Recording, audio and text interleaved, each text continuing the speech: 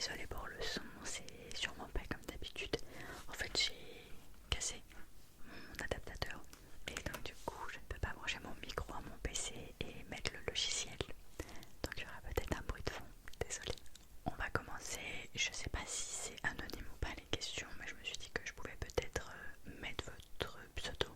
Je sais pas si c'est dérangeant, j'espère pas. Mais j'aime bien vous mettre en avant, c'est ce qui compte le plus pour moi. Donc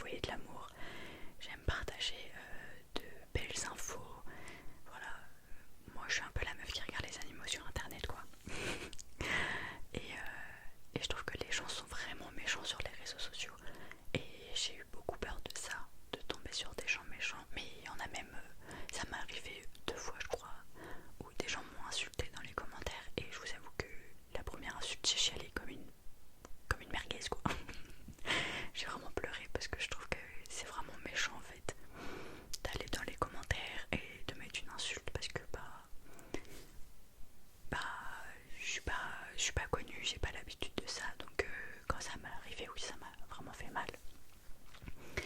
Donc après mon évolution, je pense que je me suis beaucoup déçue. Parce qu'il y a des moments où je faisais plus de vidéos, genre pendant 1 an, et je me suis dit mais Mel, qu'est-ce que tu fais, genre t'aimes ça, pourquoi tu laisses ça de côté? Et en fait la vie a fait que je sais pas si je pourrais dire que je regrette à ce point, mais j'ai beaucoup de mal à assumer le fait que j'ai pas été présente pendant un certain temps et que je pense que l'algorithme YouTube du coup il m'a mis de côté et c'est difficile du coup de revenir avec des vidéos, etc., de voir qu'il y a des abonnés qui commentaient avant qui commentent plus, parce que je m'attache beaucoup en fait, mais je pense que je suis quelqu'un de sensible, je suis hyper sensible, je sais.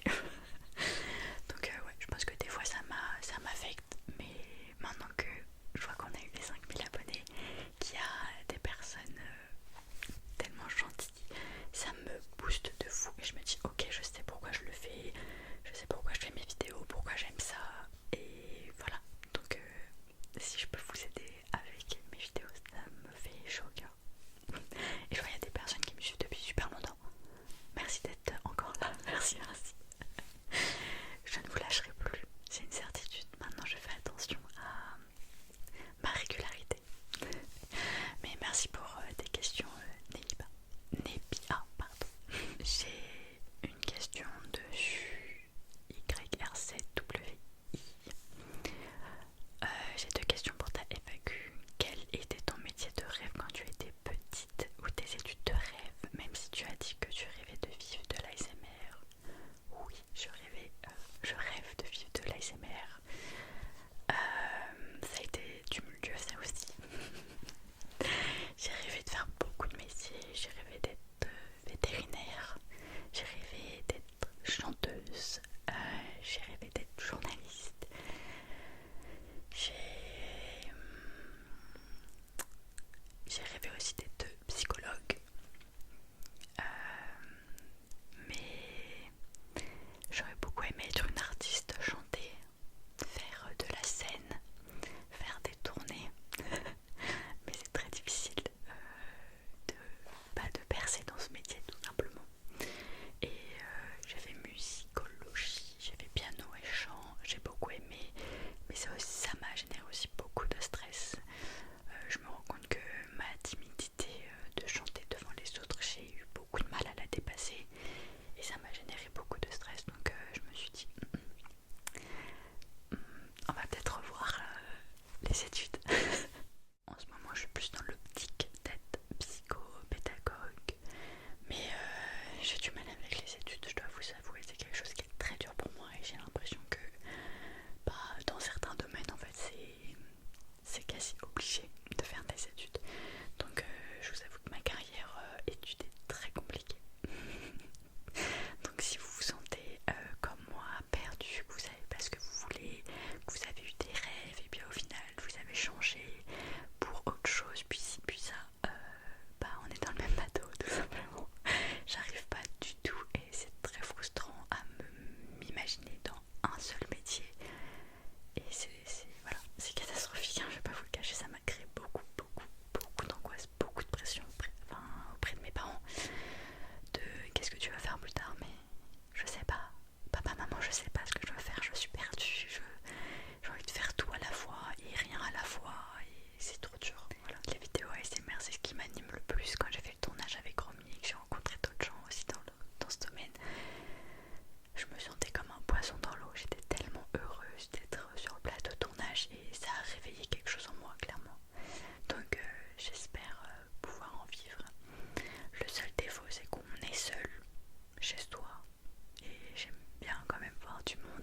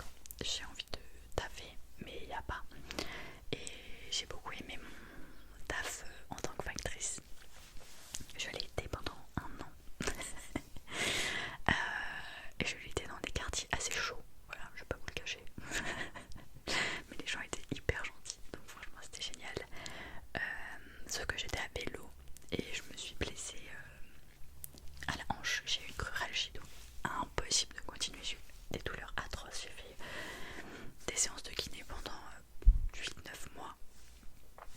Et donc du coup, bah là j'ai repostulé. Mais ils me répondent pas. Récupérez-moi s'il vous plaît. Donc ouais, j'aimerais bien faire factrice pour un avenir proche. Après avec mon copain, on est en train de parler de projets. J'espère qu'un jour ça se réalisera aussi. De travailler ensemble, de monter une boîte, enfin de faire un projet. J'en dis pas plus pour pas me porter l'œil. Et puis je sais même pas si ça se réalisera. On en a parlé comme ça. Moi je m'en fais des montagnes à chaque fois. Comment vous êtes-vous rencontrés avec ton copain? Pas. Voilà, si tu te rencontres. Hein. Mais il faut pas en avoir honte. C'est pas facile de rencontrer quelqu'un. Surtout quand dans notre métier on veut pas. C'est compliqué les relations dans un métier. Moi je vous le conseille pas. Et quand t'as plus de cours, quand t'as plus d'études et tout, c'est trop dur de rencontrer quelqu'un. Et voilà. Et si tu rencontres, c'est fait pour. Faut faire attention. Faites attention à vous. Surtout. Parce qu'il n'y a pas que des gens honnêtes. As-tu déjà voyagé? Si oui, où? Oui, j'ai déjà voyagé. J'ai voyagé à Londres avec des amis quand j'avais 17 ans. C'était trop bien. Je suis partie au Maroc, à Agadir, avec mon papa quand j'étais plus jeune aussi. En dehors de la France, c'est tout ce que j'ai fait. Ensuite, je suis partie à Annecy. Je suis partie à Luchon. Je suis partie à Gavarnie. Je suis partie à Paris. Je suis partie à Strasbourg. Je suis partie à Saint-Jean-de-Luz. Je suis partie à Palavas-les-Flots. Je suis partie à plein d'endroits, La Rochelle, Royan, Île-de-Léon. Île-de-Léon, j'adore. Voilà, j'aime trop. Bordeaux, enfin plein de villes en France. Mais il y en a encore plein d'autres que j'ai pas faites, que j'aimerais trop faire. Ah mais si, j'ai fait aussi un road trip quand j'étais plus jeune où j'ai fait Italie, Venise, Milan. J'ai fait, enfin je dis ce que j'ai fait en Italie. J'ai fait la Croatie, j'ai fait la Slovénie, mais on est juste passé. Après la Croatie on s'est arrêté, puis on a été voir un espèce de parc, les lacs Plitvice, Cesarea. Oh là là, l'accent horrible. C'est croate donc désolée si je le dis hyper mal. Voilà, mais bon, ça s'est pas hyper bien passé. Si c'était à refaire, je le referais dans de meilleures conditions parce que ça m'a généré beaucoup de stress. Quand on fait beaucoup de routes, on est très fatigué et ça génère beaucoup de stress. On a Lina 1021 qui m'a aussi posé des questions. Quel pays as-tu visité et quels sont les autres pays que tu voudrais voir? Je les ai cités. Les pays que je voudrais voir, l'Asie. Je ne suis pas du tout fascinée par les États-Unis, par l'Amérique et tout. Genre vraiment, si dans ma vie je ne les visite pas, ça ne me fait ni chaud ni froid. Mais alors l'Asie, je suis fascinée genre par tout, par la nourriture, par la culture, par ce qu'ils ont vécu aussi dans les temps passés, par leur façon de penser et tout ça. Donc je suis fascinée. J'aimerais visiter la Chine, j'aimerais visiter la Thaïlande, j'aimerais visiter la Corée du Sud, le Japon. C'est un peu les pays tendance du moment, mais c'est vraiment ceux qui m'appellent en tout cas au fond de moi. Voilà. Quels sont tes ASMR artistes préférés? J'ai pas vraiment d'ASMR artistes préférés. Je vous avoue que je regarde, souvent je tape ASMR et je regarde ce que les gens proposent.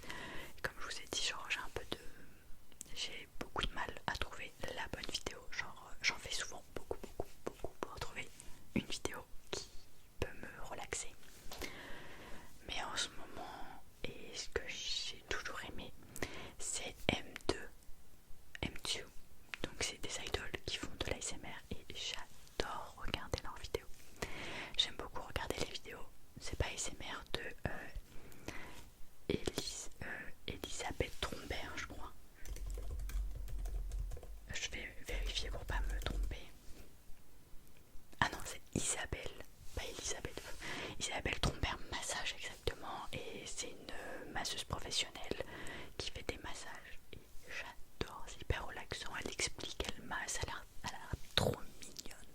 Je rêve de me faire masser par elle, vraiment, mon rêve. Elle est tellement douée dans son métier, elle me fascine et ses vidéos m'hypnotisent clairement. Sinon, Sandra ASMR relaxation, j'adore. J'aime plein de gens et je catégorise pas, genre je me dis pas ah j'adore cette ASMR artiste et je me focalise pas sur elle, genre je regarde plein de vidéos.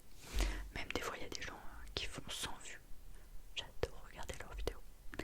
Donc ça ferait beaucoup à citer. Mais j'aime tout le monde, voilà, sauf ceux qui sexualisent les ASMR, j'ai un peu de mal. Vu que moi je suis très pudique, j'ai beaucoup de mal. Mais je pense qu'on doit être nombreux. Alors ma question, alors c'est CBRUEX. J'espère que je l'ai bien dit. Ma question, si tu acceptes d'y répondre, bien évidemment, n'en fais pas, je réponds vraiment. Quel est ton parcours professionnel? Vous aimez bien poser des questions délicates. Mon parcours pro, j'ai fait déjà un bac S scientifique. Ensuite, j'ai fait une licence de musicologie. J'hésitais entre de la bio, fac de bio ou la licence de musicologie. J'ai écouté mon cœur et je me suis dit allez One Life, je vais en musique. Donc là-bas j'ai fait des cours de chant, j'ai fait des cours de piano, etc. Expérience incroyable, j'ai rencontré des gens tellement gentils, c'était trop bien. Mais beaucoup de stress vis-à-vis du chant. Ensuite j'ai travaillé très tôt, enfin dès mes 18 ans, j'ai travaillé à Quick à côté de mes études et j'avais un 25 heures. Donc en fait j'étais en perpétuel boulot, je dormais pas beaucoup. J'ai fait aussi du babysitting, donc là pareil, je me réveillais à 5